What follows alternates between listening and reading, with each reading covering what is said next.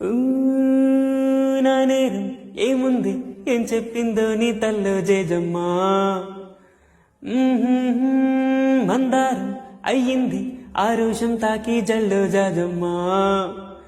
పువ్వంటి రూపం నజుక గిల్లి కెవ్వంది గుండె నిన్నదాకా.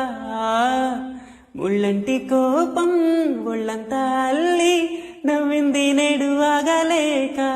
మన్నిస్తే తప్పేం లేదమ్మా, మరీ మారం మానమ్మా.